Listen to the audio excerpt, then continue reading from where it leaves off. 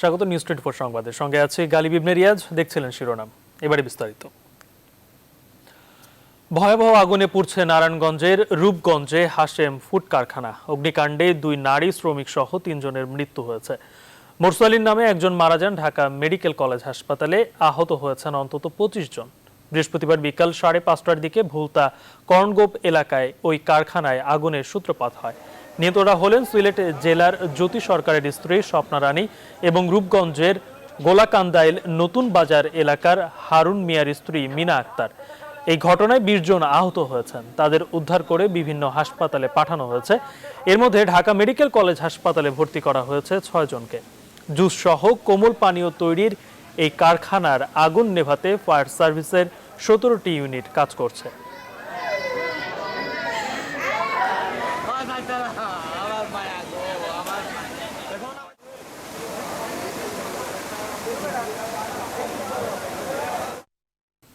দর্শক, ঘটনাস্থলের আগুনের সবশেষ খবর আমরা জানবো। সরাসরি যুক্ত হচ্ছেন সহকর্মী আরিফিন শাকিল।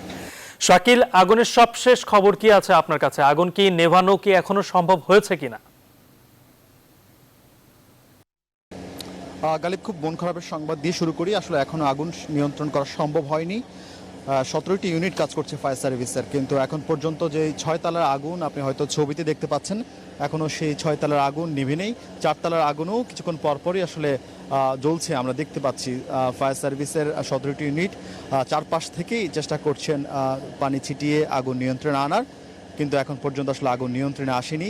আমরা যতদূর জানতে পেরেছি এখনও কয়েকজন ভেতরে অবস্থান করছেন এবং ফলে তারা আদৌ বেঁচে আছেন কিনা আসলে সেই সংবাদও এখান থেকে জানা খুবই কষ্টকর এবং জানা সম্ভব নয়। তবে যদিও সবাই প্রার্থনা করছেন তারা যেন বেঁচে ফিরেন, এবং ফায়ার সার্ভিস থেকে তাদেরকে বারবার বলা হচ্ছে তারা যেন আগুনের বাইরে বা ছাদে যাওয়ার চেষ্টা করেন, কিন্তু এখন পর্যন্ত তাদেরকে আসলে বের করাও আসলে সম্ভব হয়নি। কারণ প্রত্যেকটি যে জায়গা রয়েছে, প্রত্যেকটি যে জানালা রয়েছে, প্রত্যেকটি জানালাতে আসলে আগুনের লেলিহান আমরা দেখতে পাচ্ছি।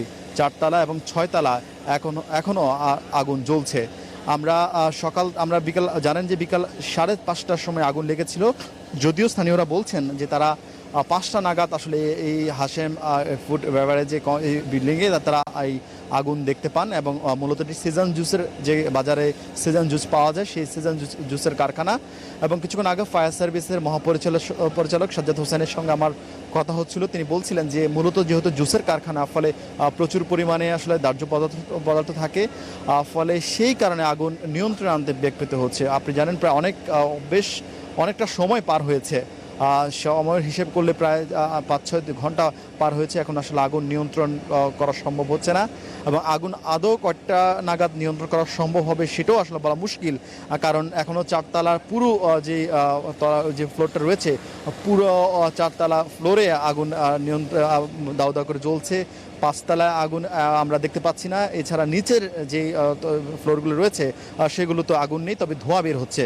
মূলত 6 তলা এবং 4 তলা এই 2 জায়গাতে আসলে আগুন কোনোভাবে নিয়ন্ত্রণ করা যাচ্ছে না। ফায়ার সার্ভিস 3 থেকে 4 দিক দিয়ে তারা পানি ছিটাচ্ছেন, কিন্তু আসলে নিয়ন্ত্রণ করা সম্ভব হচ্ছে না। আমরা যতদূর জানতে পেরেছি 4 তলা মূলত সেখানে এই জুসের যেই কারখানা, সেই কারখানা মূল জায়গা ছিল, অর্থাৎ এখানেই রাসায়নিক বিভিন্ন যে দাহ্য পদার্থ সেগুলো মিশানো হতো, এবং ফলে এই জায়গায় আসলে আগুন নিয়ন্ত্রণ করা সম্ভব হচ্ছে না। এবং ফায়ার সার্ভিসের সদস্যরা আশপাশে যতগুলো ফায়ার সার্ভিসের স্টেশন ছিল সবগুলো স্টেশন থেকে ফায়ার সার্ভিসের সদস্যদেরকে নিয়ে আসা হয়েছে।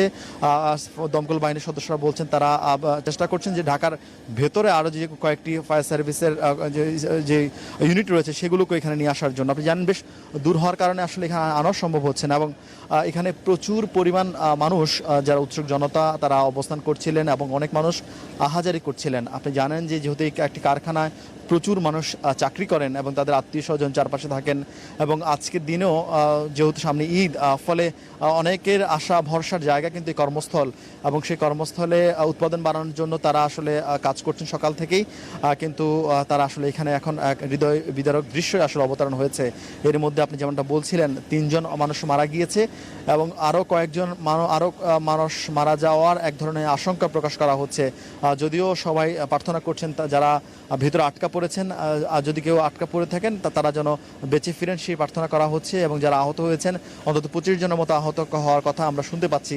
তাদেরকে কিন্তু স্থানীয় হাসপাতাল, ঢাকা মেডিকেল সহ আশপাশের যে কয়েকটি হাসপাতালে নেওয়ার সুযোগ হয়েছে তাদেরকে সেখানে নিয়ে যাওয়া হয়েছে। এবং যাদের স্বজনকে খুঁজে পাওয়া যাচ্ছে না তারা কিন্তু নিচে এসে আহাজারি করছেন এবং পুলিশ সদস্যরা তাদেরকে বোঝানোর চেষ্টা করছেন, ধৈর্য ধরানোর চেষ্টা করছেন। আপনি জানেন যে আসলে এই সময় আসলে কোনো ধরনের ধৈর্য কিংবা কোনো ধরনের সমবেদনা আসলে স্বাভাবিকভাবে কাজে লাগে না। ফলে মানুষজন এখানে কান্নাকাটি করছেন এবং তাদের বলছেন যে যে কোনো উপায় তাদের স্বজনদের যেন যারা ভিতরে নিখোঁজ রয়েছেন এখন পর্যন্ত তারা যদি ভিতরে আটকা পড়ে থাকেন তাদেরকে যেন বের করে আনার ব্যবস্থা করা হয়। কিন্তু আসলে ফায়ার সার্ভিসের সদস্যরা সর্বাত্মক চেষ্টাই করছেন। তারা কিন্তু আগুনের এতটা তীব্রতা ফলে তাদেরকে আসলে ভেতরে প্রবেশ করে বা মই ব্যবহার করে ভিতরে প্রবেশ করাটা আসলে অনেক কষ্টসাধ্য এবং অনেক বিপজ্জনক বটে। ফলে তারা চেষ্টা করছেন আগুনটা খানিকটা যদি নিয়ন্ত্রণে আসে সেক্ষেত্রে হয়তো তারা চারতলা ভিতরে প্রবেশ করতে পারবেন। কিন্তু চারতলায় আসলে বলা হচ্ছিল চারতলায় শ্রমিকদের যে কয়েকজন আটকা পড়ার কথা আমরা শুনতে পাচ্ছি তারা চারতলায় অবস্থান করছেন, কিন্তু সেই চারতলায় আসলে কোনোভাবেই প্রবেশ করার এখন সেই অবস্থা নেই। ফলে আসলে আমরা অপেক্ষা ছাড়া আসলে কোনো উপায় নেই এখানে। এবং সাধারণ মানুষের সঙ্গে কথা বলছিলাম, তারা বলছিলেন যে বিকেল 5টা নাগাদ আগুন লাগার কারণে আসলে তারা বেশিরভাগই ওভারটাইম করছিলেন এবং ওভারটাইম করার পর হয়তো 7টা নাগাদ তাদেরকে বের হওয়ার কথা ছিল, কিন্তু তার আগে আগুনে আটকা পড়ে যান। যারা নিচতলায় ছিলেন কিংবা দোতলায় ছিলেন তারা অনেকে হুড়োহুড়ি করে বের হতে পেরেছেন, কিন্তু যারা 4তলা, 5তলা, 6তলা কিংবা 3তলায় ছিলেন তাদেরই কিন্তু সবচেয়ে বেশি মুশকিলে পড়েছেন। এবং আপনি জানেন কারখানায় যখন এই ধরনের ঘটনা ঘটে তখন কিন্তু প্রচুর মানুষ এক ধরনের অস্থির হয়ে পড়েন। ফলে তারা যখন বের হন এক ধরনের যদি বলি তারা সিঁড়ি দিয়ে নামার সময় কিন্তু অনেক ধরনের বিপদ হয়। ফলে সেই সময় অনেক মানুষ বের হতে পারেননি। যারা বের হতে পেরেছেন তারা হয়তো আহত হয়েছেন, তাদেরকে হসপিটালে নিয়ে যাওয়া হয়েছে। যারা বের হতে পারেননি তারা আসলে এখন বিপজ্জনক অবস্থায় রয়েছেন। এর আগেও এই কারখানায় আগুন লেগেছে, তবে সেই আগুন খুব বেশি ক্ষয়ক্ষতি হয়নি আমরা যেহেতু জানতে পেরেছি। এবং আমরা চেষ্টা করছিলাম যে এই কারখানার ভেতরে ফায়ারের দমকল বাহিনীর যে নির্দেশনা রয়েছে যে একটি ভবনে যে ধরনের অগ্নি নির্বাপন ব্যবস্থা থাকার দরকার সেগুলো রয়েছে কিনা সেটি আমরা যারা শ্রমিকরা বলছেন তারা বলছিলেন যে অপর্যাপ্ত ছিল। অর্থাৎ যেহেতু এখানে প্রচুর মানুষ চাকরি করেন সে অনুযায়ী যে পরিমাণ যন্ত্রপাতি থাকার কথা বা ফায়ার আগুন লাগার পর যে ধরনের যন্ত্রপাতি সেই যন্ত্রপাতির অপ্রতুলতা ছিল বা সেই যন্ত্রপাতি কম ছিল বলে তারা বলছেন। যদিও সবসময় বলা হয় যে এই কারখানাগুলোতে বিশেষ করে দাহ্য পদার্থের কারখানাগুলোতে সবসময় এই আগুন নিয়ন্ত্রণের জন্য আগুনের এই ধরনের ঘটনা যেন এড়ানো যায় সেই জন্য যেন সর্বোচ্চ ব্যবস্থা নেওয়া হয়, কিন্তু আসলে বেশিরভাগ কারখানায় সেগুলো মানে না। এবং ফলে এই ধরনের কদিন পরপরই হৃদয় বিদারক দৃশ্য অবতারণ হয়, অনেক মানুষ প্রাণহানি হয়, অনেকে আহত হন, কারখানাগুলো আসলে অনেক বেশি ক্ষতিগ্রস্ত হয়। আপনি জানেন একটি কারখানা আগুন লাগলে এবং এখানে প্রচুর পরিমাণ ক্ষয়ক্ষতি হয়, এই কারখানা আবারও ঘুরে দাঁড়ানোর ক্ষেত্রেও কিন্তু অনেক ধরনের প্রতিবন্ধকতা হয়, অনেক মানুষ চাকরি হারান। ফলে কর্মসংস্থানেরও এক ধরনের সংকট তৈরি হয়, জীবন হারানোর সঙ্গে সঙ্গে কর্মসংস্থানেরও সংকট তৈরি হয়। ফলে এখানে এখন পর্যন্ত আসলে মন খারাপের সব খবরই আসলে এখানে রয়েছে, এখনো কোনো সুখবর নেই। যদি দমকল বাহিনীর সদস্যরা বলছেন তারা চেষ্টা করছেন আগামী 2-1 ঘন্টার মধ্যে আগুন যেন নিয়ন্ত্রণ করা যায়, কিন্তু আগুনের যে লেলিহান আমরা দেখতে পাচ্ছি সেক্ষেত্রে আসলে সেই সময়সীমাটা আরও হয়তো বেশি লাগতে পারে। কারণ আমার সহকর্মীকে বলবো তিনি যদি চেষ্টা করেন 6তলায় আগুনটার ছবি যদি তিনি একটু দেখানোর চেষ্টা করেন, এখনও হয়তো আপনি গালিব দেখছেন এখনও প্রচুর আগুনের এখনও স্পষ্ট আগুন জ্বলছে ভেতরে। ফলে যেহেতু দাহ্য পদার্থ আমরা এর আগে চকবাজারের ঘটনা আপনার মনে আছে, চুরিহাট্টার ঘটনায় একই রকম আগুন লাগার পর কিন্তু সেখানে এই দাহ্য পদার্থ থাকার কারণে আগুন অনেকক্ষণ সেখানে অবস্থান করে এবং আগুন অনেকক্ষণ ধরে সেই আগুন জ্বলতে থাকে। ফলে কিন্তু সেখানে অনেক মানুষ মারা যান, আপনার হয়তো মনেও আছে সেই ঘটনাটি। ফলে এই ধরনের কারখানা বা এই দাহ্য পদার্থের কারখানাগুলোতে স্বাভাবিকভাবে আগুন নিয়ন্ত্রণে বেশ সময় সাপেক্ষ। ফলে এই সব জায়গায় কিন্তু প্রাণহানির ঘটনা বেশি ঘটে। আপনি 6তলা 4তলার আগুন এখনও যেভাবে জ্বলছে, বিকেল 5টাও এরকম আগুন এইভাবে আগুন জ্বলছিল বলে আমাদের যারা এখানকার প্রত্যক্ষদর্শী তারা আমাদেরকে জানিয়েছিলেন। যদিও তখন 3তলা 4তলা 3তলা দোতলায় বেশি আগুন ছিল, কিন্তু ধীরে ধীরে আগুন এবং 4তলা এবং 5তলা 6তলা ছড়িয়ে পড়ে। এখনও আগুন আসলে 4তলা এবং 6তলায় নিয়ন্ত্রণ আনা সম্ভব হয়নি। আমরা পুলিশ সদস্যর সঙ্গে কথা বলছিলাম, তারা বলছিলেন যে তারা চেষ্টা করে তারা দমকল বাহিনীকে সহযোগিতা করছেন যেন কোনো ধরনের এখানে বিশৃঙ্খল পরিস্থিতি তৈরি না হয় এবং উৎসুক জনতা ভিড় না করেন। যেহেতু এই ফায়ার সার্ভিসে আগুন লাগার ঘটনার পর মানুষ অনেক বেশি ভিড় করেন, ফলে কাজেরও কিন্তু অনেক ধরনের বিঘ্ন ঘটে। শুরুর দিকে যখন ফায়ার সার্ভিসের সদস্যরা আসেন তখন কিন্তু যেহেতু একেবারেই সরু রাস্তা এবং ছোট রাস্তা, ফলে যাদের যানবাহন কিন্তু যে গাড়ি রয়েছে সেই গাড়ি প্রবেশ করতেও কিন্তু ব্যাকৃত হয়েছে। এক ধরনের প্রতিবন্ধকতা ছিল, ফলে কাজ করতেও খানিকটা বিলম্ব হয় এবং আশপাশের যেই ফায়ার সার্ভিসের যে জায়গা স্টেশনগুলো রয়েছে সেই স্টেশনগুলো কিন্তু এখন পর্যন্ত আসতেও অনেকটা সময় লেগেছে। এবং যদিও সাধারণ মানুষ এক ধরনের অভিযোগ করছেন যে ফায়ার সার্ভিস ঠিক সময় তারা আসতে পারেননি, কিন্তু ফায়ার সার্ভিস সদস্যরা বলছেন তারা যখনই ঘটনা জেনেছেন তখনই তারা এসছেন এবং আসার পরপরই তাদের অন্য যে কয়েকটি স্টেশন রয়েছেন সেই স্টেশনগুলোর সঙ্গেও তারা যোগাযোগ করেছেন এবং দফায় দফায় আসলে এখানে যে স্টেশন যে দমকল বাহিনীর ইউনিটের সংখ্যা বাড়ানো হয়েছে। এখনও তো বলা হচ্ছে যে আরও 2 থেকে 3টি ইউনিট বাড়ানোর চেষ্টা করছেন। ঢাকার ভিতর থেকে ঢাকার যে কয়েকটি দমকল বাহিনীর স্টেশন রয়েছে সেখান থেকে ইউনিট নিয়ে আসার জন্য, কিন্তু যেহেতু জায়গাটি অনেক দূর এবং সেখান থেকে আসতেও অনেকটা সময় সাপেক্ষ বিষয়, ফলে সেখানে একটা সময় লাগবে। এছাড়া আশপাশে জলাশয় কম থাকার কারণে কিন্তু পানিরও একটা স্বল্পতা রয়েছে। আমরা এরই মধ্যে দেখতে পাচ্ছি একটি মই থেকে পানি কিন্তু অনেকাংশে কমে গেছে এবং হয়তো আশপাশের পানির যে উৎসগুলো থাকে সেই উৎসগুলোতে চেষ্টা করছেন ফায়ার সার্ভিস সদস্যরা যেন পানির কোনো সমস্যা না হয়, সেই চেষ্টাই তারা করে যাচ্ছেন। গালিব, আমি পুরো ঘটনা যদি আরেকবার আপনাকে বলি, যারা এই টেলিভিশন স্টেশন মাত্রই দেখছেন তাদেরকে বিকাল 5টা নাগাদ এই নারায়ণগঞ্জের এই বুলতা হাশিম ফুড বেভারেজ অর্থাৎ সেজান জুস নামে পরিচিত যে কোম্পানিটি, সেই জুসের কারখানায় আগুন লাগে। মূলত বিকাল 5টা নাগাদ শ্রমিকরা কাজ করছিলেন এই কারখানার ভেতরে, তখনই আগুন লাগে। আগুনের কি কারণে আগুন লেগেছে এখন পর্যন্ত আসলে সেই ধরনের কোনো তথ্য স্বাভাবিকভাবে দিতে পারেনি। যদিও প্রাথমিকভাবে বলা হচ্ছে বৈদ্যুতিক শর্ট সার্কিট থেকে হয়তো আগুন লাগতে পারে, যেটি স্বাভাবিকভাবে কোনো ঘটনা ঘটার সঙ্গে সঙ্গে ফায়ার সার্ভিস কিংবা যা এখানকার যারা কারখানা থাকেন তারা অনুমান নির্ভরে তথ্যটি দিয়ে থাকেন। কিন্তু যেহেতু এই ঘটনায় একটি তদন্ত কমিটি হচ্ছে এবং বা হবে, সেই তদন্ত কমিটির রিপোর্টে হয়তো এই ধরনের আগুন লাগার ঘটনাটি জানা যাবে এবং এই কারখানায় অগ্নি নির্বাপন করার জন্য কি ধরনের ব্যবস্থা ছিল বা কোনো স্বল্পতা ছিল কিনা সেই প্রতিবেদনে হয়তো সেই বিষয়গুলো স্পষ্ট হবে। ঢাকায় এর আগে যে কয়েকবার আগুন লেগেছে এই ধরনের তদন্ত প্রতিবেদন যখনই বের হয় কিন্তু পরবর্তীতে আসলে সেইভাবে কার্যকর কোনো ব্যবস্থা নেওয়া হয় না, ফলে বারবারই বিভিন্ন কারখানা, বিভিন্ন জায়গা, বিভিন্ন স্থাপনায় কিন্তু আগুন লাগে এবং জানমালের যেমন ক্ষতি হয় তেমনি কিন্তু মানুষের প্রাণহানি হয়। ফলে এই ধরনের ঘটনাও কিন্তু বারবার ঘটে এবং আপনি হয়তো এখনও ছবিতে দেখতে পাচ্ছেন এখনও কিন্তু আগুন নিয়ন্ত্রণে আনা সম্ভব হয়নি। আগুন আগে যে অবস্থায় ছিল আপনার সঙ্গে যখন আমরা কথা বলছিলাম ঠিক একই অবস্থা এখনও অব্যাহত আছে, অর্থাৎ পানি ছিটানো হচ্ছে। পানি ভেতরে যেহেতু এই স্বাভাবিকভাবে সময় আমরা যেটা দেখি এই ধরনের ঘটনায় সামনের অংশে পানি দেওয়ার পর আস্তে আস্তে দমকল বাহিনীর সদস্যরা ভবনের ভেতরে প্রবেশ করে পানি ছিটান, কিন্তু এখন পর্যন্ত আসলে যে সেই মই ব্যবহার করে তারা বাইরে থেকে পানি ছিটাতে হচ্ছে, কারণ ভেতরে প্রবেশ করার আসলে এখন পর্যন্ত কোনো ব্যবস্থা আমরা দেখতে পাচ্ছি না, কারণ চারপাশ দিয়ে প্রত্যেকটি জানালা দিয়ে আসলে আগুন দেখা যাচ্ছে। ফলে ফায়ার সার্ভিসের সদস্যরা ভিতরে প্রবেশ করতে পারছেন না, ফলে আগুন নিয়ন্ত্রণ করা সম্ভব হচ্ছে না। এবং যেটা বলছিলাম যে এই ধরনের ঘটনা যখন ঘটে তখন এই তদন্ত কমিটি করা হয় কিংবা নানান ধরনের উদ্যোগের কথা বলা হয়, কিন্তু সবশেষ আসলে সবাই সবকিছু ভুলে যান এবং কোনো ধরনের কার্যকর ব্যবস্থা নেওয়া হয় না।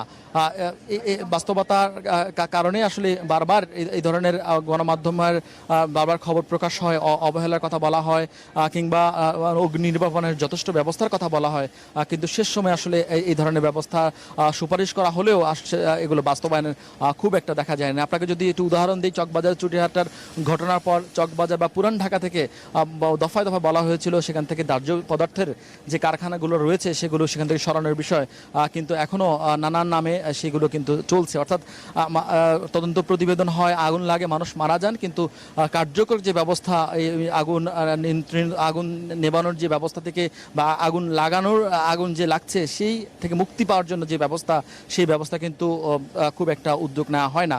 ফায়ার সার্ভিসের কিছুক্ষণ পর হয়তো ফায়ার সার্ভিসের সদস্যদের সঙ্গে আমরা আরেক দফা কথা বলবো যে আগুন নিয়ন্ত্রণ আনার বিষয়ে তাদের আসলে সবশেষ অগ্রগতি কতটুকু, সেই সময় হয়তো আপনাকে আরও আমরা বিস্তারিত জানাতে পারবো। কিন্তু এখন পর্যন্ত আপনাকে যেটা বলছি যে বিকাল 5টা নাগাদ আগুন লেগেছে, এখনও সেই আগুন নিয়ন্ত্রণ করা সম্ভব হয়নি। যদিও প্রথম তলা, দ্বিতীয় তলা এবং তৃতীয় তলায় আগুন অনেকটা নিয়ন্ত্রিত, পঞ্চম তলার আগুনও আমরা অনেকাংশে দেখছি যে সেখানে ধোঁয়া বের হলেও সেখানে আগুন দেখা যাচ্ছে না। কিন্তু 4তলা এবং 6তলা এই দুইটি ফ্লোর কিন্তু এখনও আগুন এখনও রয়েছে এবং অনেক বেশি আগুন আর লেলিহান আমরা দেখতে পাচ্ছি। এবং সন্ধ্যা নাগাদ আমরা এই 4তলা থেকেই কিছু মানুষকে আমরা বাঁচানোর আকুতি নিয়ে তারা লিফট চিরকুট পাঠিয়েছিলেন। তারা সেখান থেকে তাদের পায়ের যে জুতো, সেই জুতো নিক্ষেপ করে তারা তাদের অবস্থানের কথা নিশ্চিত করেছিলেন। কিন্তু এখন আসলে তাদের আর কোনো অবস্থান আমরা দেখতে পাচ্ছি না এবং ফায়ার সার্ভিসের সদস্য তাদেরকে আসলে উদ্ধারও করতে পারেনি।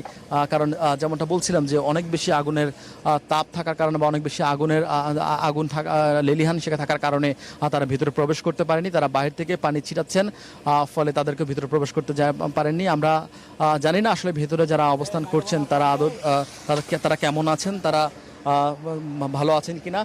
কিন্তু বাহিরে তাদের স্বজনরা কিন্তু আহাজারি করছেন। তারা বলছেন তাদের বিকেল নাগাদ তারা এখান থেকে অবস্থান করছেন, কিন্তু এখন পর্যন্ত তাদের স্বজনদের জন্য তাদের যে পরিবার সদস্যরা ভিতরে কারখানায় কাজ করছিলেন সেই অবস্থায় আসে যেহেতু আগুনটি লাগে।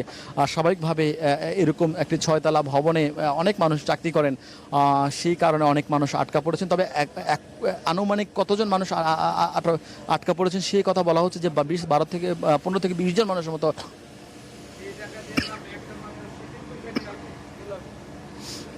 আটকা পড়েছেন। এখনো তারা সেই জায়গায় অবস্থান করছেন এবং যেহেতু কেউ বের হননি, ফলে তারা তাদের অবস্থান আসলে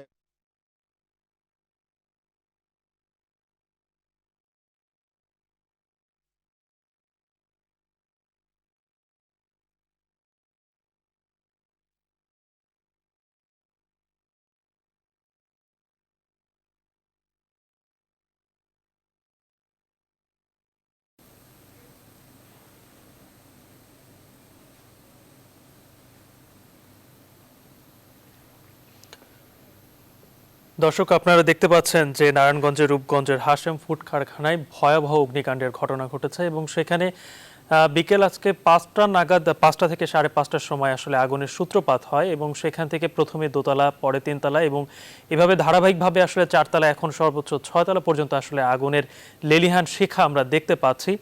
এবং আগ পর্যন্ত আমরা যতটুকু জানি যে এখন পর্যন্ত 3 জনের মরদেহ উদ্ধার করা হয়েছে। এর মধ্যে একজন মারা গিয়েছেন ঢাকা মেডিকেল কলেজ হাসপাতালে এবং প্রায় বলতে গেলে 25 জনের মতো অন্তত আহত হয়েছেন। তারা বিভিন্ন হাসপাতালে চিকিৎসাধীন রয়েছেন। এর মধ্যে ঢাকা মেডিকেল কলেজ হাসপাতালের বার্ন ইউনিটে রয়েছেন 6 জনের মতো।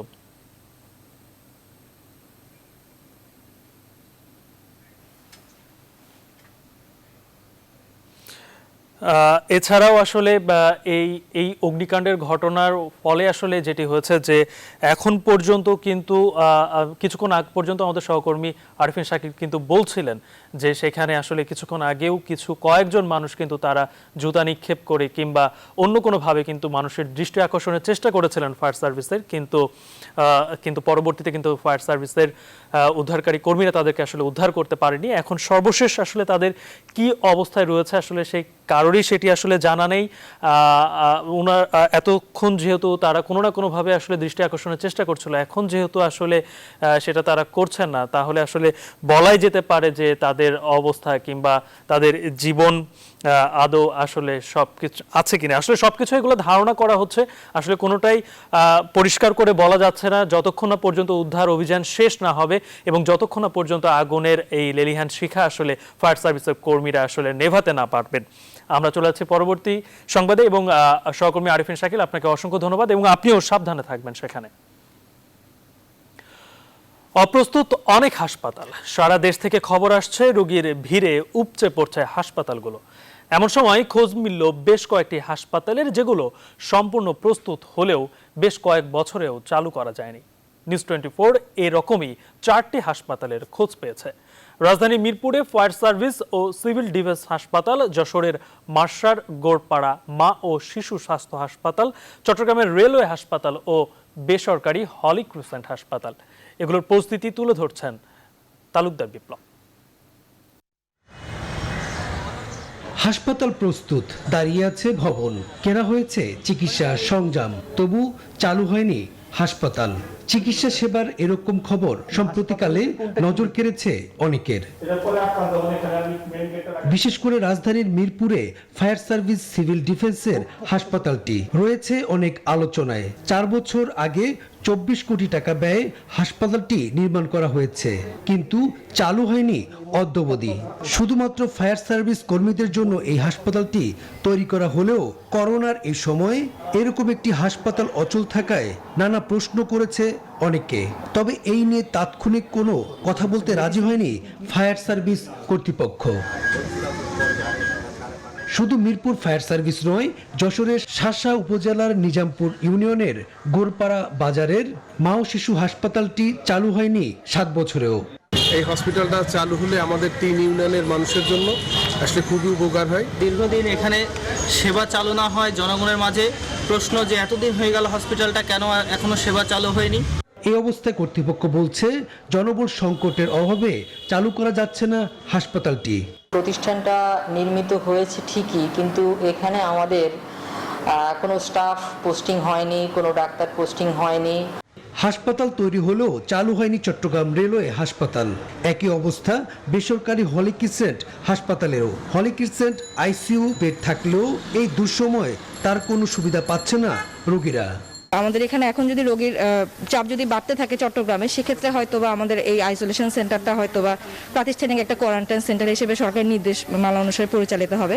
ইতিমধ্যে আমাদের ওখানকার যারা চিকিৎসকরা আছেন এবং সিস্টাররা আছেন, তারা একটা প্রশিক্ষণের মাধ্যমে তাদেরকে আরও সক্ষম করে তোলা হচ্ছে এবং আমরা চট্টগ্রাম জেনারেল হাসপাতালে, যেটা মাত্র একসময় 10টি আইসিইউ বেড ছিল, সেখানে আরও 8টি আমরা সংযোজন করে 18টি করেছি।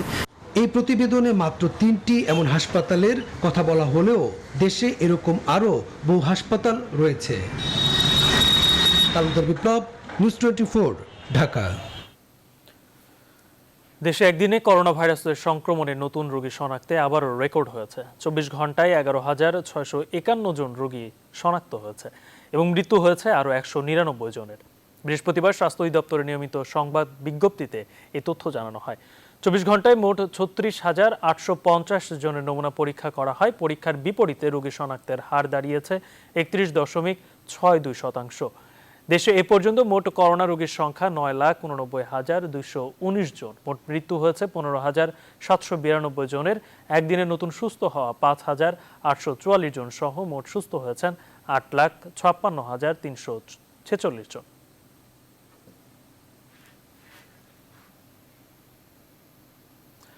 হাসপাতালগুলোয় অক্সিজেন সরবরাহ বৃদ্ধি ও করোনা ভাইরাসে আক্রান্ত রোগীদের শয্যা সংখ্যা বাড়াতে স্থানীয় প্রশাসনকে নির্দেশনা দিয়েছে প্রধানমন্ত্রীর কার্যালয়। বৃহস্পতিবার সকালে দেশের সব বিভাগ ও জেলার প্রশাসনিক কর্মকর্তাদের সঙ্গে ভিডিও কনফারেন্সে এই নির্দেশনা দেন প্রধানমন্ত্রীর মুখ্য সচিব আহমদ কায়কোয়াস। সারা দেশের করোনা প্রাদুর্ভাব রোধে জনগণের স্বাস্থ্য সুরক্ষায় জরুরি করণীয় ও চলমান কার্যক্রম সমন্বয়ের লক্ষ্যে এই ভিডিও কনফারেন্স হয়। এ সময় করোনার উপসর্গ বা লক্ষণযুক্ত সব ব্যক্তিকে অবশ্যই ঘরে থাকার অনুরোধ জানান মুখ্য সচিব। প্রয়োজনে তাদের স্থানীয় প্রশাসনের মাধ্যমে আইসোলেশন নিশ্চিত করার নির্দেশ দেন তিনি।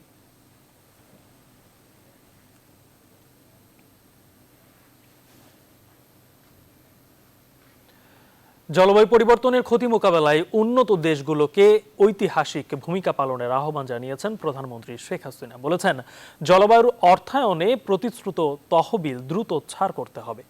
V20 ক্লাইমেট ভার্নারেবল ফিন্যান্স সামিটে অংশ নিয়ে ক্লাইমেট ভার্নারেবল ফোরামের প্রেসিডেন্ট শেখ হাসিনা বলেন, উন্নত দেশগুলোকে কার্বন নিঃসরণ কমাতে হবে। শালি জয় রিপোর্টে বিস্তারিত। জলবায়ু পরিবর্তনের ঝুঁকিতে থাকা দেশগুলোর মধ্যে বাংলাদেশের অবস্থান ওপরের দিকে।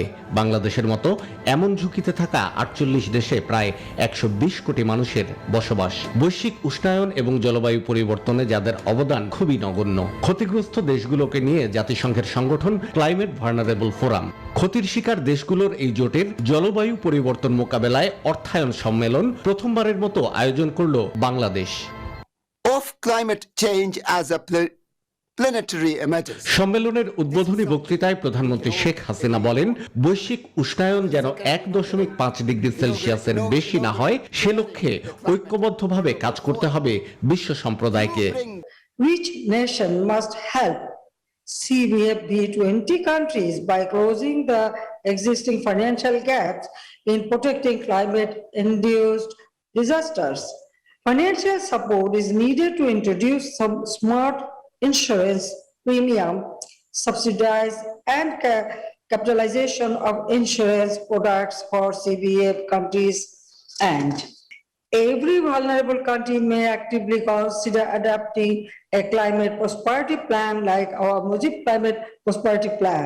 জলবায়ু পরিবর্তনের প্রভাব মোকাবেলার পাশাপাশি বৈশ্বিক মহামারী করোনা মোকাবেলায়ও ঐক্যবদ্ধ উদ্যোগের তাগিদ দেন বাংলাদেশের সরকার প্রধান। The ongoing COVID-19 pandemic has added new miseries, claiming lives and affecting livelihoods of millions. At this critical juncture of human history, we must force unity and extend cooperation to face the ongoing and future crises. জাতিসংঘ মহাসচিব সহ virtual এই সম্মেলনে অংশ নেন G20 ভুক্ত দেশগুলোর রাষ্ট্র ও সরকার প্রধান এবং আন্তর্জাতিক আর্থিক প্রতিষ্ঠানগুলোর শীর্ষ কর্মকর্তারা। শাহ আলী জয়, নিউজ 24, ঢাকা। এক মাসের মধ্যেই দেশে আসছে কোভ্যাক্সের 35 লাখ অ্যাস্ট্রাজেনেকার টিকা। এতে অ্যাস্ট্রাজেনেকার প্রথম ডোজ নেওয়া 15 লাখ টিকা গ্রহণকারীর দ্বিতীয় ডোজের সংকট কাটতে পারে অচিরেই। টিকার সংকট কাটাতে দেশীয় একটি বেসরকারি কোম্পানির সাথে যৌথ উৎপাদনের চুক্তি করেছে চীনের সিনোফার্মা। এদিকে গণটিকা প্রয়োগে 8টি কোম্পানির টিকা পর্যায়ক্রমে আসবে বলে জানিয়েছে স্বাস্থ্য অধিদপ্তর। বিশেষজ্ঞরা বলছেন, টিকা প্রয়োগের পাশাপাশি সংক্রমণ দ্রুত ঠেকাতে স্বাস্থ্যবিধি মেনে চলার বিকল্প নেই। বিস্তারিত ফখরুল ইসলামের রিপোর্টে। দেশে ভয়াবহ রূপ ধারণ করেছে করোনার সংক্রমণ ও মৃত্যু। দেশজুড়ে শনাক্ত ছাড়িয়েছে 30% উপরে। এমন উদ্বেগজনক পরিস্থিতিতেও কাটতে শুরু করেছে টিকা নিয়ে সংকট। দেশজুড়ে লকডাউনের পাশাপাশি টিকা আমদানিতেও জোর তৎপরতা চালাচ্ছে সরকার। এরই মধ্যে জরুরি ব্যবহারের অনুমোদন দেওয়া হয়েছে 8টি টিকা। নতুন করে কোভ্যাক্সের আওতায় জাপান ও ইইউ থেকে আনা হচ্ছে অ্যাস্ট্রাজেনেকার 35 লাখ ডোজ টিকা, যা দ্বিতীয় ডোজের জন্য অপেক্ষায় থাকা অন্তত 15 লাখ মানুষের জন্য সুখবরই বটে। যদি বাংলাদেশ অনেক বেশি টিকা সংগ্রহ করে, বাংলাদেশ জোনে জোনে ভাগ করে, যেভাবে অনেক সময় নির্বাচন হয় ভাগ করে করে, সেইভাবে একটি নির্দিষ্ট এলাকার সমগ্র জনগোষ্ঠী যাদের দেওয়া হবে তাদেরকে একদিন গিয়ে সেই এলাকাটিকে আলাদা করা, এর ফলে ভ্যারিয়েন্ট অফ কনসার্ন তৈরি হওয়ার সম্ভাবনাটা কমবে এবং পৃথিবীতে বাংলাদেশ একটি নতুন উদাহরণও তৈরি করতে পারবে। এছাড়াও টিকা সংকটের চূড়ান্ত সমাধানে দেশেই যৌথ উৎপাদনে চীনের সিনোফার্মের সঙ্গে চুক্তি করেছে দেশীয় বেসরকারি একটি কোম্পানি। আমাদের দেশে যখন টিকা তৈরি হওয়া শুরু হবে তখন আমরা এই সংকট মোকাবেলা করতে পারব। চীনের সহযোগিতায় যেটা করার কথা হচ্ছে সেটার উপরই আমাদের নির্ভর করতে হবে। এদিকে দ্বিতীয় দফায় গণটিকা প্রয়োগ শুরু হয়েছে, দেয়া হচ্ছে অগ্রাধিকার ভিত্তিতে। এর আগে সারা দেশে কোভিশিল্ডের টিকা নিয়েছে 58,20,000 মানুষ।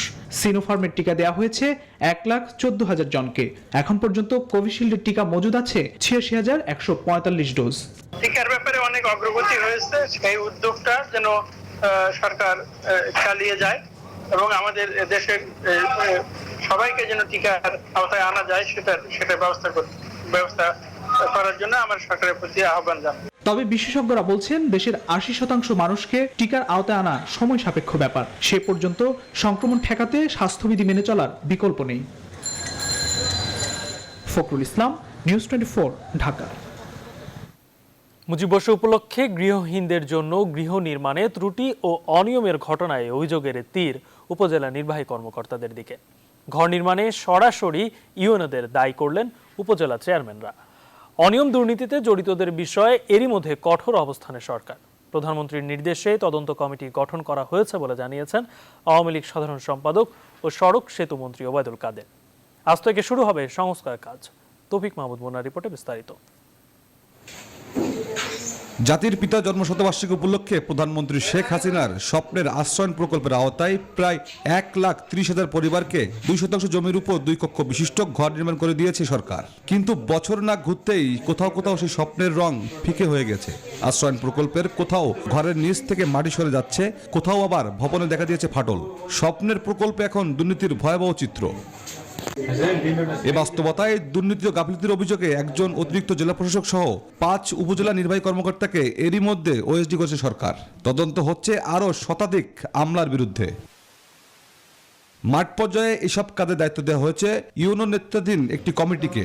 কমিটিতে রয়েছেন উপজেলা প্রকৌশলী, এসিল্যান্ড, উপজেলা প্রকল্প বাস্তবায়ন কর্মকর্তা ও সংশ্লিষ্ট ইউনিয়নের চেয়ারম্যান। রাখা হয়নি কোনো উপজেলা চেয়ারম্যানকে। তারা বলছেন এসব প্রকল্পের ধারে কাছেও তারা যেতে পারেননি। আমাকে কোনো পরিদর্শনের ব্যাপারও জানি না, এই ব্যাপারে এখনো পর্যন্ত কোনো রিপোর্ট কিভাবে কতটুকু কি হয়েছে জানি না। একক কাউকে প্রাধান্য না দিয়ে উভয়ের মাধ্যম দিয়ে একটা কমিটির মাধ্যম দিয়ে এই ঘরগুলো করলে আরো সুন্দর হবে। সম্পৃক্ত থাকলে অবশ্যই যে কিছু ত্রুটি আমরা সারা বাংলাদেশে বিভিন্ন জায়গায়, বিভিন্ন উপজেলায়, বিভিন্ন জেলা পর্যায়ে আমরা দেখতেছি, এই জিনিসটা এতটা থাকতো না, অনেকটা পূরণ হতো। প্রধানমন্ত্রীর নির্দেশে এরই মধ্যে গঠিত হয়েছে তদন্ত কমিটি। সরকার এ বিষয়ে অত্যন্ত কঠোর, জানিয়েছেন প্রধানমন্ত্রীর মুখ্য সচিব। ইমপ্লিমেন্ট করার দায়িত্ব মূলত হচ্ছে উপজেলা পর্যায়ে। তো ইমপ্লিমেন্টেশনে যদি ফেলিওর হয়ে থাকে তাহলে ম্যাক্সিমাম হচ্ছে উপজেলা পর্যায়ে। হ্যাঁ, এটা আমাদের লজ্জার ব্যাপার। মাননীয় প্রধানমন্ত্রী যেটাকে একেবারে এবাদত হিসেবে নিয়েছেন, সেটাকে যখন আমরা ব্যর্থ হই তখন সেটা আমাদের ব্যর্থতা এবং আমাদের জন্য এটা লজ্জার বিষয়। সেই জন্য আমরা বলেছি যে আমরা এখানে জিরো টলারেন্স বা শৈথিল্য দেখানোর কোনো সুযোগ নেই। আর অনিয়ম ও দুর্নীতিতে জড়িত কেউই ছাড় পাবে না বলে হুঁশিয়ারি করলেন আওয়ামী লীগের সাধারণ সম্পাদক। যারা এই ত্রুটির জন্য দায়ী এবং দায়িত্বে অবহেলা, অনিয়মে জড়িত, তাদের বিরুদ্ধে শাস্তিমূলক ব্যবস্থা গ্রহণ করা হচ্ছে। কোনো ছাড় দেওয়া হবে না। ইতিমধ্যে মাননীয় প্রধানমন্ত্রী নির্দেশে তদন্ত কমিটি গঠিত হয়েছে এবং অভিযুক্তদের বিরুদ্ধে শাস্তিমূলক ব্যবস্থা গ্রহণ করা হয়েছে। প্রধানমন্ত্রী শেখ হাসিনার অগ্রাধিকারমূলক প্রকল্প হিসাবে সারা দেশে 9.25 লাখ গৃহহীন ও ভূমিহীন মানুষকে ঘর দেওয়ার লক্ষ্যে গেল বছর থেকে এ কাজ শুরু হয়। তৌফিক মাহমুদ মুন্না, নিউজ 24, ঢাকা। সংবাদে নিচ্ছে একটি বিরতি, সঙ্গে থাকুন।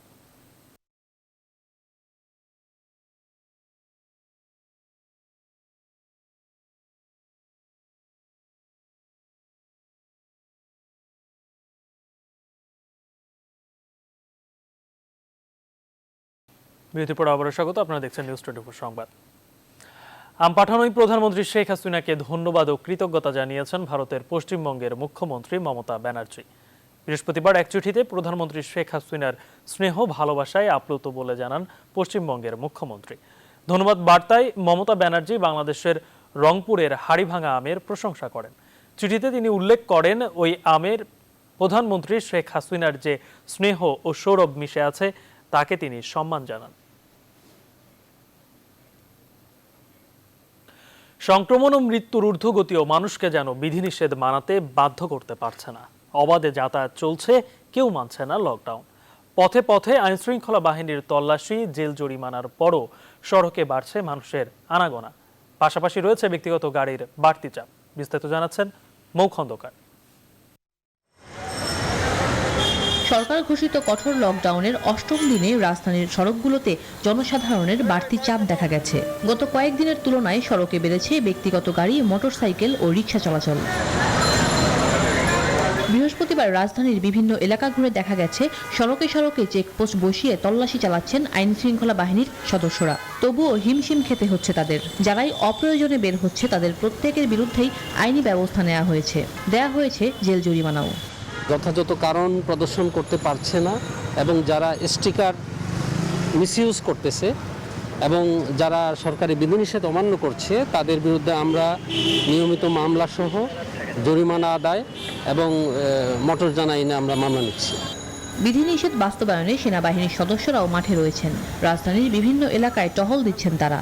যারা অহেতুক ঘর থেকে বের হচ্ছেন এবং কিছু ঘোড়া যুক্তি দেখাচ্ছেন তাদেরকে আমরা নিয়মিতই চেক করছি, তাদেরকে আমরা প্রেরণা দেওয়ার চেষ্টা করছি। যদি আমরা কাউকে পাই যিনি কোনো কারণ ছাড়াই ঘর থেকে বের হয়েছেন, তাদেরকে আমরা ম্যাজিস্ট্রেট আছেন, ম্যাজিস্ট্রেটের উপস্থিতিতে তাদেরকে আমরা জরিমানার আওতায় নিয়ে আসছি। এদিকে চেকপোস্টের মুখোমুখি হলেই নানা অজুহাত দিয়েই যাচ্ছেন ঘরের বাইরে অকারণে বের হওয়া মানুষেরা। আমার কাজ চলতেছে, কাজ দেখার জন্য যাচ্ছি। সাপ্লাইয়ার কাজ করতেছি এখানে, আমাদের সড়ক মন্ত্রণালয় থেকে আমাদের পারমিশন আছে। সার্বক্ষণিক টহল দিচ্ছেন বর্ডার গার্ড বাংলাদেশ বিজিবির সদস্যরা। এছাড়াও বৃহস্পতিবার দুপুরে রাজধানীর সায়েন্স ল্যাব এলাকায় নির্বাহী ম্যাজিস্ট্রেটের নেতৃত্বে ভ্রাম্যমাণ আদালত পরিচালনা করে র্যাব। কিছু লেম এক্সকিউজ আমরা পাচ্ছি, সেক্ষেত্রে আমরা কিছুটা জবাবদিহিতে করতেছি এবং একবারেই যেটা লেম এক্সকিউজ ছিল সেক্ষেত্রে আমরা ন্যূনতম কিছু জরিমানা করতেছি এবং মূলত আমাদের মূল ফোকাসটা হলো জনসাধারণকে সচেতন করা। কঠোর বিধিনিষেধের নির্দেশনা অমান্য করে বিনা কারণে ঘরের বাইরে বের হওয়াদের মামলাসহ জরিমানাও করা হচ্ছে। মৌ খন্দকার, নিউজ 24, ঢাকা। লকডাউন কার্যকর করতে দরিদ্রদের নগদ এককালীন 15,000 করে টাকা এবং খাদ্য সহায়তা দেওয়ার দাবি করেছে বিএনপি। বৃহস্পতিবার দুপুরে এক ভার্চুয়াল সংবাদ সম্মেলনে বিএনপি মহাসচিব মির্জা ফখরুল ইসলাম আলমগীরের দলের পক্ষ থেকে এ দাবি করেন। সে সাথে মহামারী করোনা ভাইরাসে বিপর্যয়কর পরিস্থিতি থেকে উত্তরণের জন্য দ্রুত দেশের সব হাসপাতালে অক্সিজেন সরবরাহ নিশ্চিত ও প্রয়োজনীয় সংখ্যক চিকিৎসক স্বাস্থ্যকর্মী নিয়োগের পরামর্শ দিয়েছে দলটি।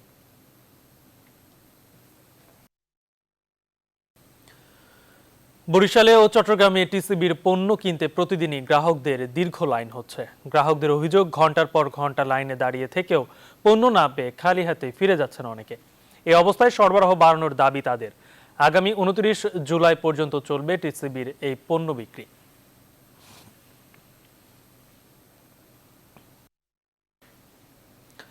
সারা দেশের সকল সেনানিবাস, ডিওএইচএস ও জলসিঁড়ি আবাসন প্রকল্পে মুজিব বর্ষ উপলক্ষে মাসব্যাপী বৃক্ষরোপণ কর্মসূচি চলবে বলে জানিয়েছেন সেনাবাহিনী প্রধান জেনারেল এস.এম. শফিউদ্দিন আহমেদ। বৃহস্পতিবার শহীদ মোস্তফা কামাল লাইন এলাকায় বৃক্ষরোপণ অভিযান 2021 উদ্বোধনী অনুষ্ঠানে একথা বলেন তিনি। দেশের বনজ সম্পদ বৃদ্ধি ও পরিবেশগত ভারসাম্য রক্ষার লক্ষ্যে সকলকে উৎসাহী করাই এই বৃক্ষরোপণ কর্মসূচির উদ্দেশ্য বলে জানান সেনাপ্রধান। জাতির পিতার জন্মশতবার্ষিকীকে কেন্দ্র করে শুরু হওয়া এই কর্মসূচি চলবে মাসব্যাপী।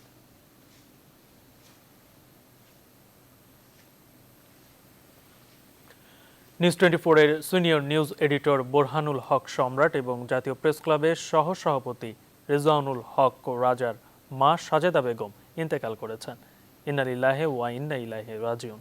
বৃহস্পতিবার রাত 10:30টার দিকে রাজধানীর পুলিশ হাসপাতালে শেষ নিঃশ্বাস ত্যাগ করেন তিনি। গেল 27 জুন করোনা আক্রান্ত হলে তাকে রাজধানীর মিরপুর বারডেম হাসপাতালে ভর্তি করা হয়।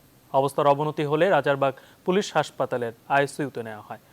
করোনার কাছে হার মেরে পৃথিবী থেকে চলে গেলেন এই রত্নগর্ভা জননী। মৃত্যুকালে তার বয়স হয়েছিল 81 বছর। তাকে কুষ্টিয়ায় পারিবারিক কবরস্থানে দাফন করা হবে। বোরহানুল হক সম্রাটের বাবাও তোফাজ্জল হকও করোনা আক্রান্ত হয়ে বঙ্গবন্ধু মেডিকেল কলেজ হাসপাতালের আইসিইউতে মৃত্যুর সঙ্গে পাঞ্জা লড়ছেন। এমন পরিস্থিতিতে সবার দোয়া চেয়েছে পরিবার।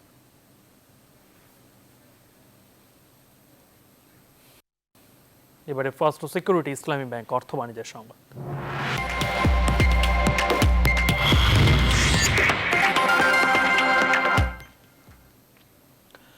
আলোচিত ই-কমার্স প্রতিষ্ঠান ইভ্যালির বিরুদ্ধে অনুসন্ধান শুরু করেছে দুর্নীতি দমন কমিশন দুদক। গ্রাহকের শত শত কোটি টাকা নিয়ে কি করেছে তা খুঁজে বের করতেই 2 সদস্যের কমিটিও গঠন করেছে দুদক। বাণিজ্য মন্ত্রণালয় এরই মধ্যে ইভ্যালির বিরুদ্ধে ব্যবস্থা নিতে স্বরাষ্ট্র মন্ত্রণালয়, দুদক, ভোক্তা অধিকার ও প্রতিযোগিতা কমিশনের চিঠি দিয়েছে। বিশেষজ্ঞরা বলছেন, গ্রাহকের অর্থ উদ্ধারে কঠোর পদক্ষেপ নিতে হবে সরকারকে। সুলতান আহমেদের রিপোর্টে বিস্তারিত। পণ্য কিনলেই বিশাল মূল্য ছাড়, কখনো কখনো পণ্যের দামের চেয়েও বেশি মূল্য ছাড় দিতে দেখা যায় আলোচিত সমালোচিত ই-কমার্স প্রতিষ্ঠান ইভ্যালিকে। বড় অঙ্কের মূল্য ছাড় পেয়ে বুঝে কিংবা না বুঝে গ্রাহকরা কেনাকাটা করে ইভ্যালি থেকে। তবে পণ্য পেতে ভোগান্তি নিয়ে অভিযোগের পাহাড় জমতে থাকে ইভ্যালির বিরুদ্ধে। সম্প্রতি কেন্দ্রীয় ব্যাংকের নজরে আসে ইভ্যালির কর্মকাণ্ড। তাতে দায় দেনার হিসেব মেলাতে গিয়ে বড় গরমিল পায় কেন্দ্রীয় ব্যাংক। বাণিজ্য মন্ত্রণালয়ের দেয়া তাদের প্রতিবেদনে বলা হয়, ইভ্যালির সম্পদ রয়েছে 65 কোটি টাকার, যার বিপরীতে দেনার পরিমাণ 407 কোটি টাকা। সব মিলে গ্রাহকের কাছ থেকে অগ্রিম নেয়া 338 কোটি টাকার কোনো হদিশ পায়নি কেন্দ্রীয় ব্যাংক। এমন প্রতিবেদনে নড়ে চড়ে বসে বাণিজ্য মন্ত্রণালয়। অল্প সময়ে তৈরি করে ই কমার্স নীতিমালা। আর ইভালির বিরুদ্ধে ব্যবস্থা নিতে চিঠি দেয়া হয় স্বরাষ্ট্র মন্ত্রণালয়, দুদক, ভোক্তা অধিকার সংরক্ষণ অধিদপ্তর ও বাংলাদেশ প্রতিযোগিতা কমিশনে। এরই প্রেক্ষিতে 2 সদস্যের তদন্ত টিম তৈরি করেছে দুদক। পণ্যগুলো সঠিকভাবে দিচ্ছে না, কেউ পাচ্ছে কেউ পাচ্ছে না, এসব খবর পাওয়া যাচ্ছে। অনেক টাকা নাকি তছরূপ হয়ে গেছে। আমরা বলছি তদন্ত করে টাকা হোক, পদ্ধতি মোতাবেক কাজ করে অনুসন্ধান হবে, তদন্ত হবে, তারপরে কমিশনে অ্যাপ্রুভ করলে মামলা হবে। Consumer association of Bangladesh cab সভাপতি ও দুদকের সাবেক চেয়ারম্যান গোলাম রহমান বলছেন, তদন্তে গ্রাহকের স্বার্থ দেখতে হবে সবার আগে। বাংলাদেশ ব্যাংকও এই করছে, দুদকও করছে, ভোক্তা অধিকার সংস্থার ইনভেস্টিগেট করছে। তারা ভোক্তা বা ক্রেতা বা গ্রাহক তারা যেন কোনোভাবেই প্রতারিত না হয়, কোনো প্রতারক যেন মানুষের স্বার্থক্ষুণ্ণ না করতে পারে। তবে নতুন ই কমার্স নীতিমালা অনুযায়ী গ্রাহকের টাকা বুঝে পাওয়ার 5 দিনের মধ্যে পৌঁছে দিতে হবে কাঙ্ক্ষিত পণ্য। সুলতান আহমেদ, নিউজ 24, ঢাকা। করোনা মহামারীতে লকডাউন বিধিনিষেধের কারণে দেশের সব শপিং মল ও মার্কেট বন্ধ। এরই মাঝে ক্রেতা সাধারণের জন্য ঈদ সামনে রেখে ব্যতিক্রম উদ্যোগ নিয়েছে অ্যান্ড স্টুডিও নামে পোশাক দোকান। বৃহস্পতিবার বিকালে কুমিল্লা মহানগরী বাদুরতলা এলাকায় সংবাদ সম্মেলনে এসব তথ্য জানান অ্যান্ড স্টুডিও প্রতিষ্ঠানের চেয়ারম্যান আব্দুল আওয়াল রানা। উপস্থিত ছিলেন শাখা ব্যবস্থাপক সালাম সহ অন্যান্যরা। জানানো হয়, অনলাইন অর্ডারে হোম ডেলিভারির পাশাপাশি দেওয়া হয়েছে বিশাল ছাড়ও। এই প্রতিষ্ঠানটির 1 বছর পূর্তি উপলক্ষে 3টি প্যাকেজে ছাড় দেওয়া হয়েছে। অনলাইনে অর্ডার দেওয়া হলে তা বাসায়ও পৌঁছে দেওয়া হবে। সংবাদ নিচ্ছে আরো একটি বিরতির সঙ্গে থাকুন।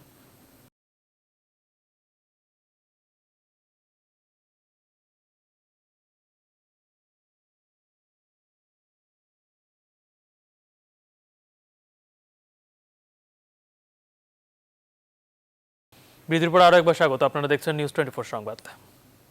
ময়মনসিংহে ভালুকায় ফেসবুকে কমেন্ট করায় মারামারির ঘটনায় কলেজ ছাত্র নাইম হত্যা মামলার প্রধান আসামি সহ 3 জনকে গ্রেপ্তার করেছে ভালুকা মডেল থানা পুলিশ। সোমবার রাতে নেত্রকোনায় পূর্বধলা উপজেলার তারাকান্দা গ্রাম থেকে তাদের উদ্ধার করা হয়। পুলিশ জানিয়েছে, গ্রেপ্তারকৃতদের বিরুদ্ধে আইনানুগ ব্যবস্থা নেওয়া হচ্ছে। ময়মনসিংহ থেকে পাঠানো তথ্য ছবিতে ডেস্ক রিপোর্ট। গত 4 জুলাই রোববার রাত ময়মনসিংহের ভালুকার মেহেরবাড়ি এলাকার ইভাডাইং মোড়ে সাইম খানকে পিটিয়ে গুরুতর আহত করেন প্রতিপক্ষের লোকজন। পরে স্থানীয়রা তাকে উদ্ধার করে ঢাকা মেডিকেল কলেজ হাসপাতালে নিয়ে গেলে চিকিৎসাধীন অবস্থায় সোমবার সকালে তার মৃত্যু হয়। নিহতের পরিবার ও স্থানীয় সূত্রে জানা যায়, শনিবার বিকেলে উপজেলার মেহেরবাড়ি গ্রামের মিরাজ একই গ্রামের সোহাগ ও মনিরকে জড়িয়ে ফেসবুকে নেশাখোর মন্তব্য করে স্ট্যাটাস দেন। এর জের ধরে রোববার সন্ধ্যায় মিরাজের বিচার করার জন্য সাইম খান সহ 7-8 জনকে ডাকেন মনির। এ সময় দুপক্ষের কথা কাটাকাটির এক পর্যায়ে সংঘর্ষে সাইম খান ও মিরাজ আহত হন। এই মামলার প্রধান আসামি সাব্বির হোসেন, সোহাগ মিয়া ও সারোয়ার আলমকে এরই মধ্যে গ্রেপ্তার করেছে পুলিশ। ভালুকা মডেল থানার ওসি জানান, ফেসবুকে মন্তব্য করাকে কেন্দ্র করে দুপক্ষের সংঘর্ষে এ নিহতের ঘটনা ঘটেছে। এরা পূর্বপরিচিত একজনের বিপক্ষে ওই সাব্বির যে আছে ওই পোস্ট দিছিল ফেসবুকে। পোস্ট দেওয়ার কারণে ওই ওরা একটু ক্ষিপ্ত ছিল। পরে এটা বসার জন্য ওই মেহেরবাড়ি এলাকায় ওরা দুই পক্ষ একসাথে বসছিল কথা বলার জন্য, যেটা ভুলবোঝাবুঝি আদারওয়াইজ করছে। তখন ওই মারামারি লেগে যায় আর কি। তদন্ত সাপেক্ষে এ বিষয়ে আরো বিস্তারিত তথ্য পাওয়া যাবে বলে আশা করছে পুলিশ। Desk report, news 24। এবারে প্রবাসের খবর।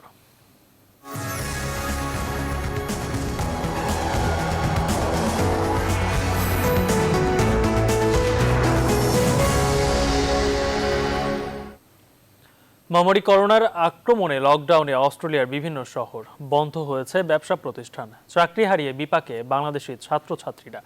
এছাড়া অস্ট্রেলিয়ায় উদ্বৃত্ত 50 মিলিয়ন ভ্যাকসিন বাংলাদেশে অনুদান হিসেবে পেতে চেষ্টা করছে প্রবাসী বাংলাদেশি সংগঠনগুলো। এ নিয়ে অস্ট্রেলিয়া থেকে বিস্তারিত জানিয়েছেন মাসুম বিল্লাহ। মহামারী করোনা দ্বিতীয় ধাপের আক্রমণের লকডাউনে অস্ট্রেলিয়ার বিভিন্ন শহর লকডাউনে বিপাকে পড়েছে বাংলাদেশি যেসব ছাত্ররা আছে তারা যারা বিশেষ করে এখানে যারা দীর্ঘদিন ধরে কিন্তু অস্ট্রেলিয়াতে মহামারী করোনাকালীন সময়ে কিন্তু অস্ট্রেলিয়াতে যারা আন্তর্জাতিক ছাত্র ছিল বাংলাদেশ থেকে যেসব প্রবাসী ছাত্ররা এসেছিল তারা কিন্তু স্ট্রাগলিং করার পরে যখনই ভালো একটা পরিবেশ ফিরে এসেছিল কিছুদিন তারা আবার কর্মস্থলে ফিরে আসার সুযোগ হয়েছিল যখন অস্ট্রেলিয়া বিশেষ করে নিউ সাউথ ওয়েলস সিডনি যখন চিন্তা করতেছিল যে আবারও তারা বাইরে থেকে স্টুডেন্ট নিয়ে আসবে কিংবা যারা এখানে আছে তাদেরকে বিভিন্ন রকমের কাজের সুযোগ সুবিধা দেওয়া হচ্ছিল ঠিক সেই সময় আবারও তৃতীয় ধাপে যে করোনা আক্রমণ শুরু হওয়াতে লকডাউন শুরু হয়েছে এবং লকডাউন শুরু হওয়ার কারণে কিন্তু অনেকে জব হারিয়েছে অনেকের ভিতরে কিন্তু তারা জব হারানোর কারণে তারা মানবতার জীবনযাপনের দিকেই কিন্তু এগিয়ে যাচ্ছে অস্ট্রেলিয়ার বিভিন্ন সংগঠনের পক্ষ থেকে তাদেরকে সহযোগিতার হাত বাড়িয়ে দেওয়া হচ্ছে বিভিন্ন সংগঠন এর আগে যেভাবে সংগঠনগুলো প্রবাসী বাংলাদেশিদেরকে বিশেষ করে যেসব স্টুডেন্টরা এখানে আছে আন্তর্জাতিক স্টুডেন্ট আছে তাদেরকে সহযোগিতা হাত বাড়িয়ে দিয়েছে এবারও তারা বিভিন্ন সংগঠনের পক্ষ থেকে উদ্যোগ নেওয়া হচ্ছে ফুড শেয়ারিং এর মাধ্যমে তাদেরকে অর্থনৈতিকভাবে সহযোগিতা করার জন্য অনেকে কিন্তু এগিয়ে আসছে অস্ট্রেলিয়াতে একটা তথ্য জানিয়ে শেষ করতে সেটা হচ্ছে অস্ট্রেলিয়াতে প্রায় 50 মিলিয়ন করোনা ভ্যাকসিন এখানে উদ্বৃত্ত হওয়ার একটা সম্ভাবনা দেখা দিয়েছে সেইটাকে নিয়ে কিন্তু আমাদের এখানকার বাংলাদেশি যেসব কমিউনিটি সংগঠনগুলো আছে বিশেষ করে ডক্টর অ্যাসোসিয়েশন থেকে শুরু করে বাংলাদেশে যেসব সংগঠনগুলো আছে তারা চেষ্টা করতেছে অস্ট্রেলিয়া সরকারের সাথে লবিং করার মাধ্যমে এই ভ্যাকসিনটা কিভাবে বাংলাদেশে নিয়ে যাওয়া যায় বাংলাদেশকে যদি সরকারের এই অস্ট্রেলিয়াতে যেহেতু লাগবে না সেহেতু বাংলাদেশকে দিলে বাংলাদেশের অনেক উপকৃত হবে এভাবে অলরেডি অনলাইনে এবং এখানকার প্রাইম মিনিস্টারের কাছে আমরা তাদের সভাপতির সাথে আজকে কথা বলে জানতে পেরেছি যে এখানকার বাংলাদেশের যে সভাপতি আছেন বাংলাদেশের কমিউনিটির পক্ষ থেকে যে কাজ করতেছেন ডক্টর আয়াত চৌধুরী আমাদেরকে জানিয়েছেন যে অস্ট্রেলিয়ার প্রাইম মিনিস্টারের বরাবর কিন্তু চিঠি লেখা হয়েছে এবং তারা কিন্তু এখানকার পিটিশন দিয়েছে এখানকার সংসদে কথা তোলার জন্য যে বাংলাদেশকে যে 50 মিলিয়ন যেটা এখানে উদ্বৃত্ত হচ্ছে সেই ভ্যাকসিনগুলো যেন বাংলাদেশকে দেওয়া হয়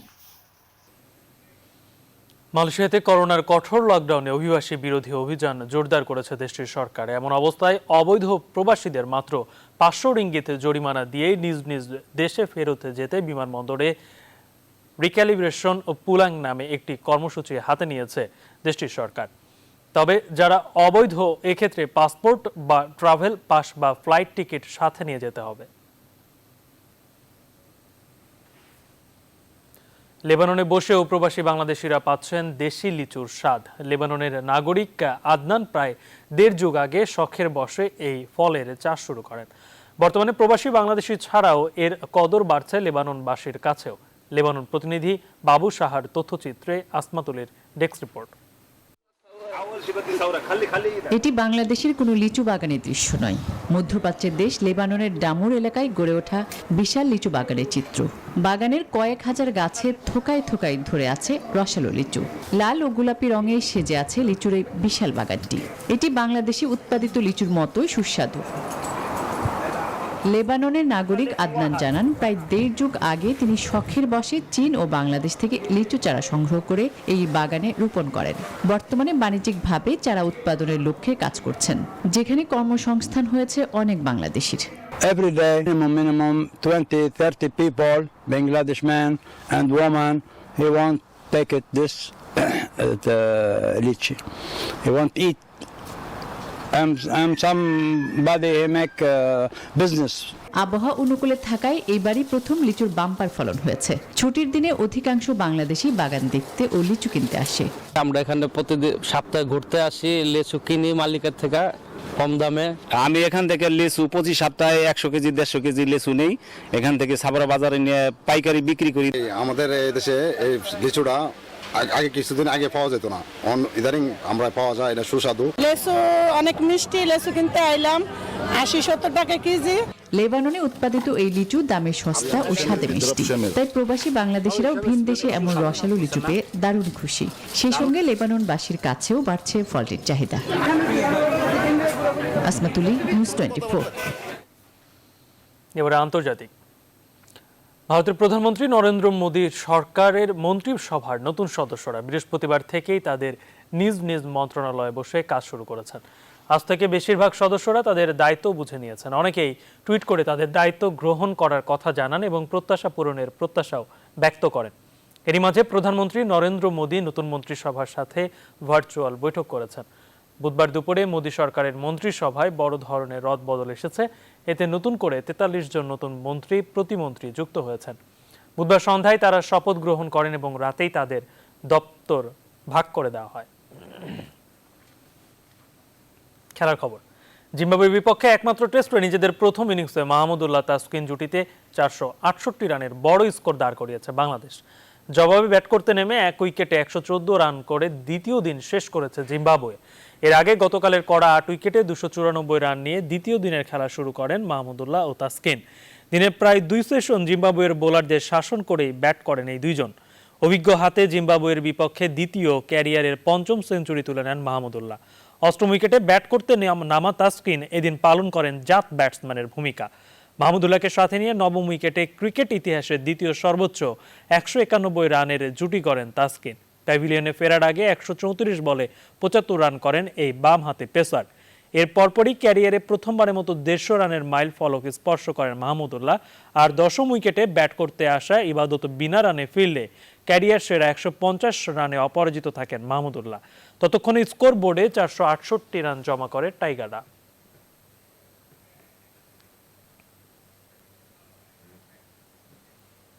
এখন এ পর্যন্তই। নিউজ 24 সংবাদের সঙ্গে থাকায় ধন্যবাদ সবাই।